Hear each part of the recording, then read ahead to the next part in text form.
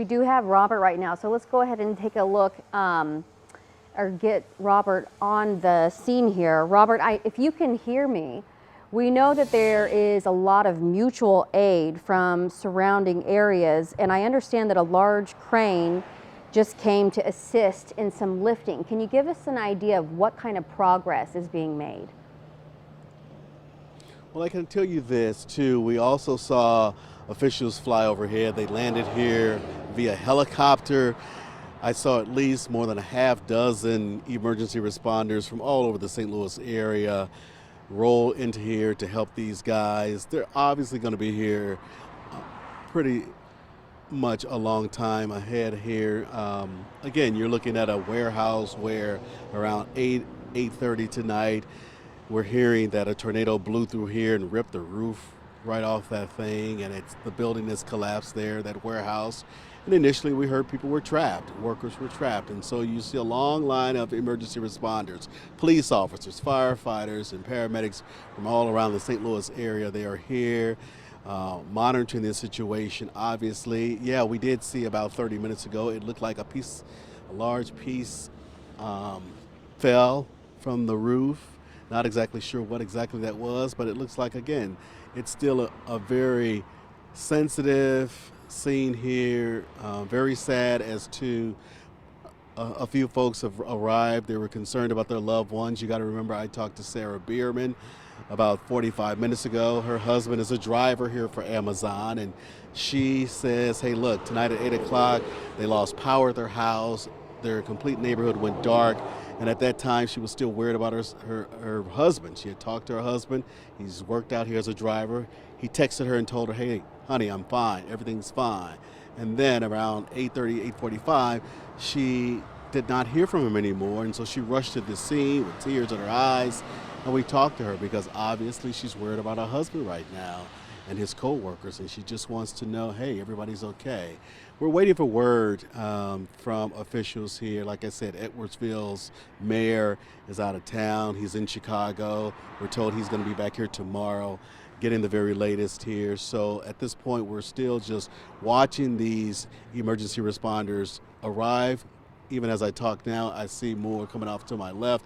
They're coming here, and it's a very serious situation here. People trapped, we understand, and so as soon as we get more, we'll definitely update all of that information on our website. But for now, that's the very latest. You're looking at it right here in Edwardsville. I'll toss it back to you guys. Robert, before you go, Robert, I'm wondering, I know you talked to Sarah Bierman. She was worried about her husband, who's a driver, who you just mentioned. Where are these families right now? Is there a staging area, and are any families getting any kind of word from the authorities on the scene there? Yeah, there's no official staging area. I'm going to have my photographer, I can just kind of show you. It's kind of a touch and go situation here because obviously there's a lot of traffic, but there's no official staging area. As best as we can tell, again, just like we're lined here along Interstate 255, people are just pulling up here along the interstate, sitting in their cars. I saw one lady praying. I saw a lot of people obviously on their cell phones. They're concerned about their loved ones, their husbands, their wives, any relatives who work at this place. But again, no official staging area at this point. Again, we've been out here for more than an hour now, and you got to realize this is a very sensitive, touch and go investigation. And so investigators are still trying to piece it all together. And so that's why they have not given us any official word, either via text, email, no kind of news release. We're just waiting for word, and that's going to be a long wait because I got to tell you, again, this is a massive scene out here as these investigators continue to just try to sensitively investigate and try to piece it all together. And Robert, just looking at what we're seeing right now, does it look like 2/3 of the building is gone? Am I seeing that correctly? Oh, I think it's, again, Bob and I have been talking about here. You got to realize this, as far as we know, there are two different distribution centers within miles of each other. I went to the first one, and that was perfectly normal. Nothing affected in this storm. And then we got to this one and we said this was obviously the site. It was clear once we saw all these emergency responders. You're looking at, you can't really tell because it's so dark out here, but I'm looking at about 5 to 6 different buildings. And that one building, the central building, is completely just destroyed. I mean, it's collapsed. Again, the roof is off. You're seeing those side walls, everything's just blown away. And right now it's clearly dry out here. No more hail, no more high torrential rains, nothing like that. You know, it's hard to believe all this happened just about a couple of hours ago. Again, we're thinking anywhere between 8 and 8:30. We're not sure exactly what goes on in that distribution center, but again, people who've been passing by, I heard one guy, he says, I can tell you this, man, that was one big storm. And so we're looking at the damage that's left behind. Yeah. It's just really incredible and hard to believe because we know, like you said, this is going to be an ongoing scene, an active scene for several hours, if not several days, right? I'm also wondering about the traffic because I can hear traffic, I think, you know, behind or in front of you, probably behind Bob. Can people make it on the highway? Are they able to drive by and all those things, or should people avoid that area? No. Interstate 255 is quite normal out here right now. We're in a tough situation where Bob can't really move, but I can just tell you, as I look at traffic here, no, traffic is flowing. So the issue is no longer traffic. Initially, yes, when we got up here around 8:30 or so, I got to tell you that it was a really horrific kind of stormy situation because I saw a big rig in the middle of one of the roads, you know. Don't know how the driver was doing, but I mean, that rig was just lying on its belly, and it had snarled traffic. But right now, here, just outside this Amazon distribution center in Edwardsville, right off I-255, I-270, traffic is flowing normally, Michelle. Okay, and I'm sorry to keep you guys, but I'm also looking at this image, and I can't tell. I see one blinking light and then one light that is moving. And I'm wondering, are those helicopters? What is that? It's a drone. It's a drone. You're looking at a drone. Yeah, that's a drone. Yeah. We saw, again, about 45 minutes ago, we saw some kind of emergency helicopter here land, presumably dropping off more officials. But for the most part, I mean, if you're seeing lights flying over this thing, those are people flying their drones. Okay, so it just gives you a sense of urgency, though, that maybe they're looking for people. You just don't know. I mean, again, I've not talked to any Amazon workers. We've not talked to any officials. We can just tell you there for the last few hours now, this has been the dramatic scene. Lots and lots of emergency responders lined all across the front of this building here. We saw a number of ambulances rush into here. And again, right before our last live shot, I saw even more emergency responders from St. Louis area, St. Louis City, St. Louis County, all here to help their fellow responders. Well, Robert Townsend and Bob Hayne, thank you so much for your coverage tonight. As you wrap up, I just want to say a few things because we do know that Governor J.B. Pritzker has activated what's called the State Emergency Operations Center to respond and monitor severe weather throughout the state of Illinois. Also, this is coming as multiple jurisdictions, of course, are responding to storm damage, the dangerous weather, the multiple unconfirmed reports of tornadoes, and this site that we're seeing live in Edwardsville right now. We do know that state and local authorities are actually urging the public to avoid the area until further notice. They're saying they just need to allow rescue crews time and space to do their job. And if you're watching this and you have family or friends or loved ones that you want to keep tabs on, they're saying if you have someone who might be impacted by tonight's storms or this situation, you are urged to send them a text message to check on their welfare, because that will save the phone lines for emergencies and first responders. Because, Scott, as you know, texting goes through in these situations more often than a phone call. Yes, absolutely. And the the drone that's out there right now over that Amazon facility, I'm willing to bet right now that that drone is from the emergency crews, the search and rescue crews, because they have the drones and that can get them up. They can get an aerial view of what they're looking at and what's inside the warehouse and how things have fallen, how the roof has been ripped off, whatever the debris field looks like inside that warehouse. So that drone gives them a view of that. And therefore, when they see that, then they can direct the guys on the ground, the men and women on the ground, they can direct them into the areas to go to or where it may be safe or maybe not safe to Right. send somebody into. I also want to mention that Governor J.B. Pritzker of Illinois also sent out a tweet, and we can see it right there. It says, "My prayers are with the people of Edwardsville tonight, and I've reached out to the mayor to provide any needed state resources." Jacob, did you want to say something? Uh-huh. Okay, you wanted me to talk to him on speakerphone? Okay, so we've got Jacob in here. We're working on the phoner with the Edwardsville police chief, and I'm sure that he is exhausted, but we're going to work on that. I know that the police department's been very hard at work tonight, and always grateful for the work that our first responders and our law enforcement do, especially in situations like this, because again, like Scott's been on air since 6:30 this evening, and here it is almost 2 o'clock in the morning. Hello, sir, can you hear me? Yes, ma'am.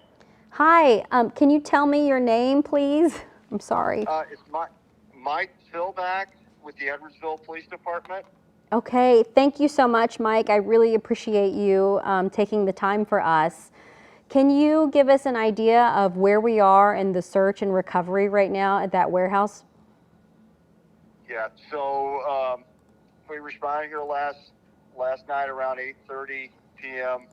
For a building collapse. We've got multiple it's the Edwardsville jurisdiction, Edwardsville Fire and Police, but we also have multiple other fire, EMS, and police departments on scene.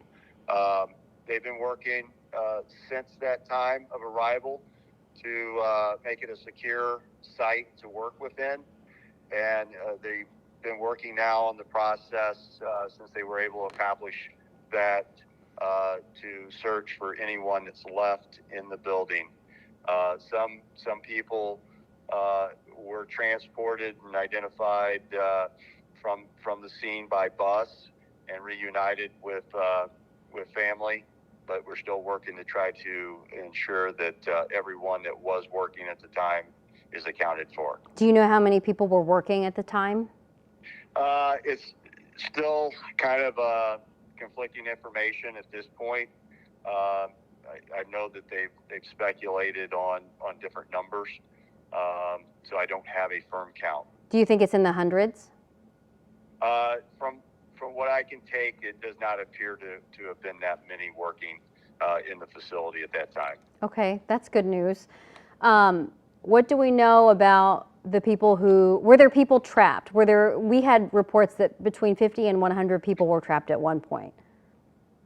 It doesn't appear that there is that many people in the building. There was, like I said, there were numerous people that we were able to assist with getting transported to a reunification center in Pontoon Beach, and those people have been released and reunited.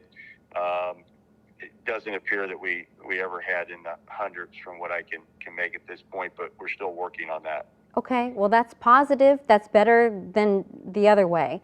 What about survivors? Did everyone survive? Well, at this point, I know that there's been at least one person transported to an area hospital, but I don't have any information on any additional injuries or anyone actually left trapped. We're still working on trying to ensure that everyone's accounted for, and the building appears to have taken a direct hit, and there's quite a bit of damage. So that's been kind of a slow process with dealing with water and power as well as the debris.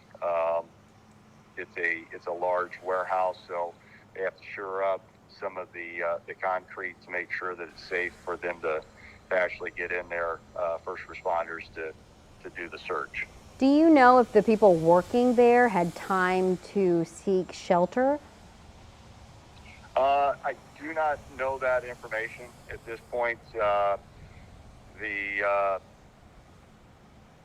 As far as I know, the building, they have, if they have an alert go off, it would give them an opportunity to look for one of their designated safe zones. But I don't know that information at this point as far as if they had that information at the time. Okay, well, I just want to confirm with you. So far, you've had 0 reports of deaths. At this point, I don't have any. I only have one transported that I know of, and I don't have any confirmations on any deaths at this point. That is wonderful news because we have obviously heard so many different conflicting reports. So it's nice to hear that. That's the best case scenario if that remains to be true. What are the biggest challenges tonight? Because it looks like you have every time we tune in, we see an active scene. What are the biggest challenges tonight? Yeah. Well, the first challenge is it's a large warehouse with a lot of people coming and going. So one of the first challenges was trying to identify who was supposed to be in the building at the time this happened. We had another storm come in shortly after, within the first couple hours. Another storm that came through with heavy rain and wind, and that presented its challenge. And now we're starting to, I believe, go into a windy day. I believe high winds are forecast, and we've seen that wind pick up down here in this area. So a lot of unsafe areas with that debris, with the concrete and everything, that makes it a challenge for the firemen and the EMS that's in there. So, at this point, they're going to continue to look, and we're not going to leave until we know that the building is everyone's accounted for, and that we just hope at this point, hope and pray that the extent of injuries are minimal. So, but unfortunately, we don't know everything at this point. So we can't say for certain. Why don't you have that information? Are you not getting cooperation that you need, or is it just the timing of things? Yeah, it's just the timing. A lot of times you have temporary workers and shift change and things of that nature going on, and trucks that are delivering things or picking up. So knowing for certain who was here at the time, can be challenging for that. But the Amazon management is down here, and they are trying to assist us with any information they can provide. It's unfortunate, though. There's just, you don't know, and Right. and that. So we have to look through everything to make sure that everything is accounted for, and that's a slow process, because we got to make sure that we do it in a safe manner, so that we don't cause further injuries to our first responders. Absolutely. Do you think that you'll be working throughout the night? This will be, I'm sure, seen throughout the rest of the morning, perhaps afternoon. They're going to be on scene. We'll be on scene, trying to account for everything, and then figure out what goes next with making sure the building's safe, so that no one else is injured. And that's another thing that I wanted to just reiterate. You said that so far it appears there are no reports of death, so one person was transported. Do we know of any other known injuries, potentially? No, I don't have that information. The ones that were transported by bus, from what I understand, there were a few minor injuries reported, but nothing that required assistance. And that so those folks have been reunited and did not go to the hospital. Been Okay. reunited with their loved ones. And I was going to ask, are there any other loved ones still waiting on the scene to be reunited with their loved ones? There is a family member that's down in this area. So right now we haven't accounted for at least one individual at this point. But you know, like I said, we continue to check. There's lots of areas throughout that building, and that so we have to make sure that we check every place that someone could be. Sure, and I'm sorry, I don't want to take all of your time. But can you explain, though, to me what that warehouse was? It was a delivery warehouse? What did it do? Or what was the purpose of it? Yeah, I believe it's an Amazon distribution center, I believe. So I believe a lot of items, you know, basically are delivered here and then transported out from here. I see, okay. Well, let me ask you one more question and let you go. What do you need from the public to help support in this effort right now? Yeah, I mean, really at this point, we've got lots of resources. We just, you know, ask for the public to be patient with the information. I know that, you know, it's not really a lot of information I've been able to share. So be patient. It's a process that has to be done. It has to be done the right way, so that, you know, we don't injure any of our personnel in doing it. You know, would ask them just pray for the families, pray for you know, the people involved, and you know, stay tuned to their local news. We have a lot of people coming and going from down here, first responders, so we don't need anyone coming down here. We ask them to stay at home and allow for this area for us to be able to get in and out as needed.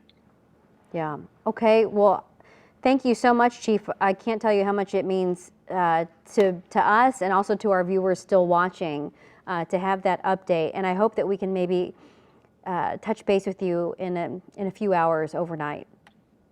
Alrighty. Okay. We'll probably, you know, have more information later in the morning. The fire chief, Chief James Wyford, is overseeing this operation. And I'm sure once they're able to get through that building, we'll have a lot more information to be able to determine what you know, what we have, extent of injuries and everything. Okay. Okay, great. Well, thank you so much, and thank you for your hard work and your time. Really appreciate it. All right. Thank you. Okay, good luck. All right. Bye-bye. Bye. Here you go. Thank you.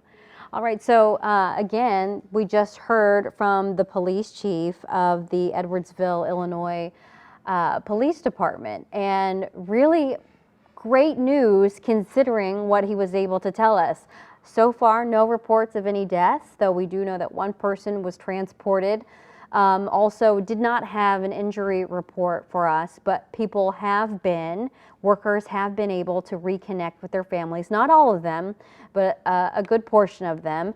We do know that one family member has been waiting still at the site because their loved one is unaccounted for. So by all accounts, it seems to be a storyline more in the positive direction than the other way around, because we certainly had heard and reported on the gamut of things that people have been telling us. So, but that is the best confirmation that we have. You just heard, though, from the police chief that he doesn't know everything, and he is asking for patience from the public as they try to get out more information. And he said that yes, they have to do search and rescue and recovery and all those things, but they have to do it the right way. They don't want to have any injuries with their first responders either. So if everyone can be patient, avoid the area, all those things, that would help them the most.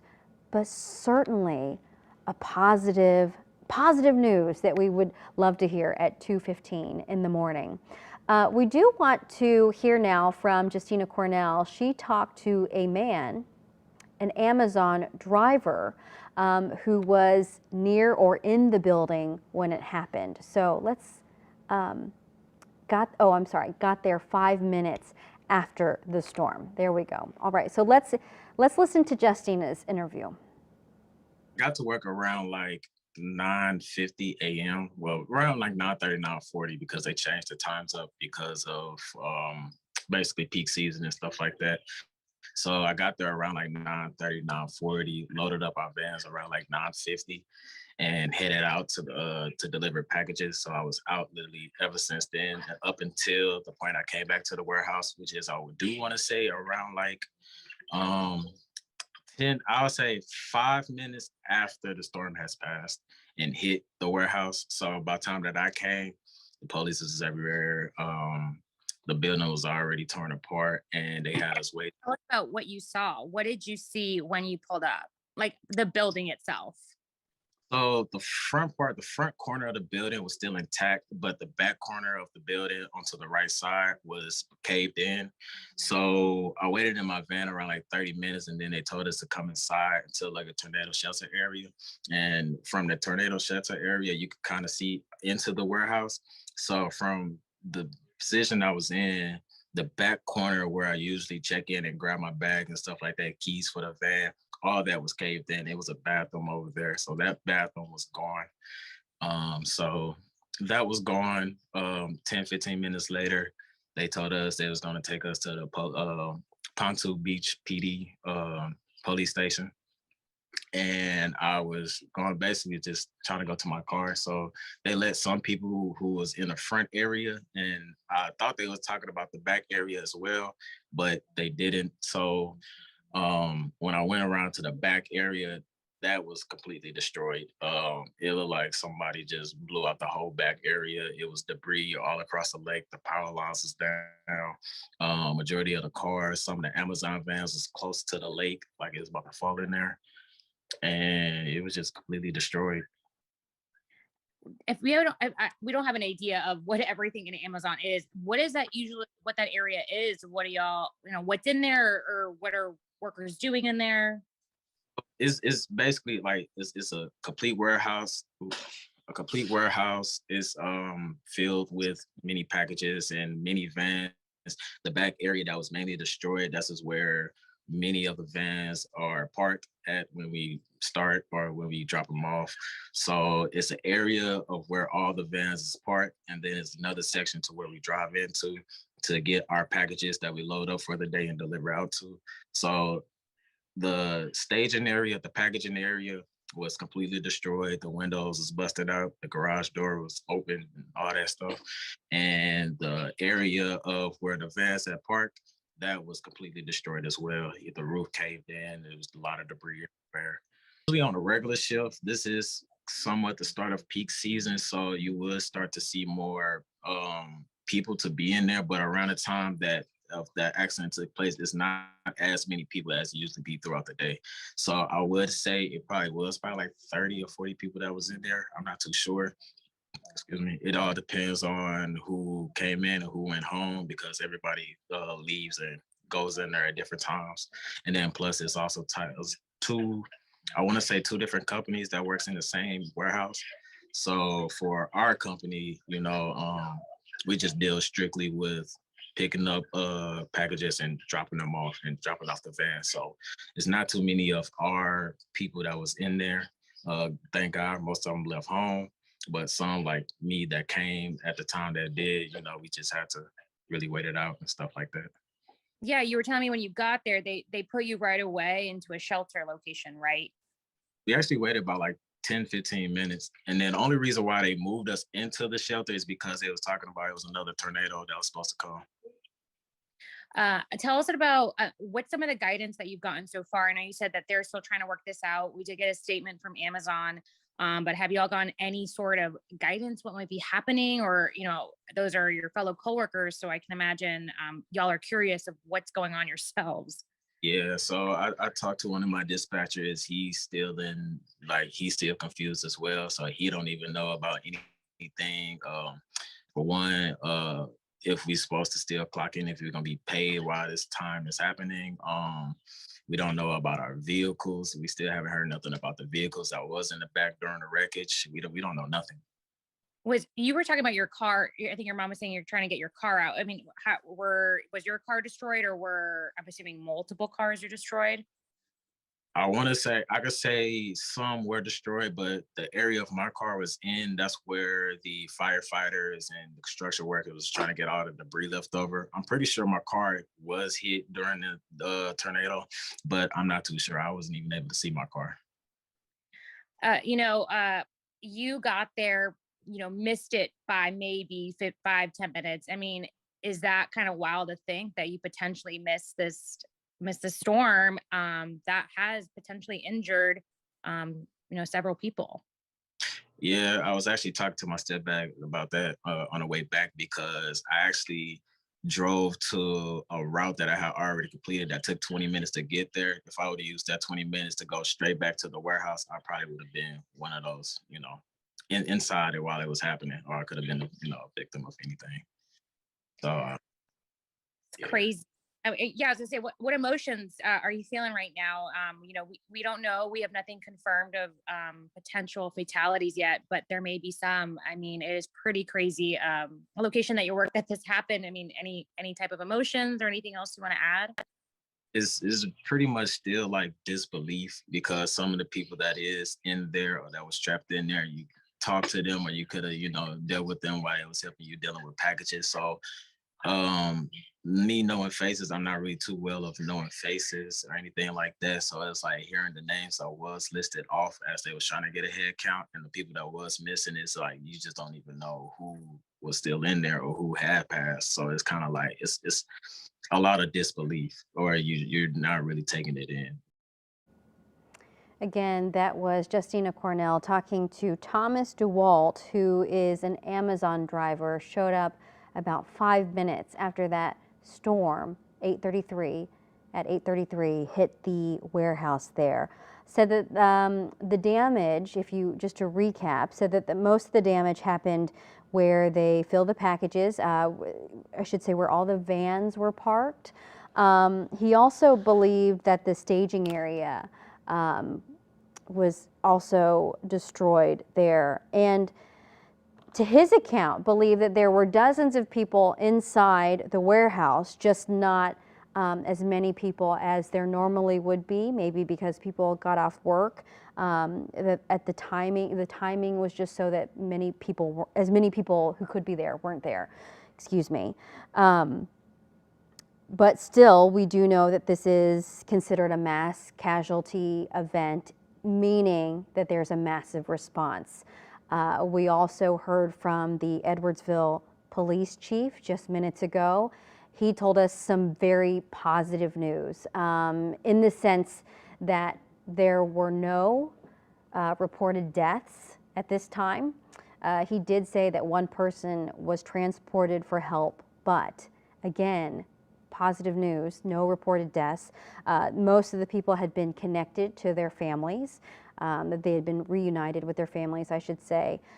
He did, though, the police chief did say that one loved one was still waiting to find out the location of someone who worked in that warehouse. So the police chief was just asking for patience and understanding that they're going to do their jobs. They're going to continue to search and look for people and make sure that everyone is accounted for, but it certainly takes time. This is an event that now has been going on for several hours. Again, it started at 8:33 yesterday evening, when the storm hit. There was a second round.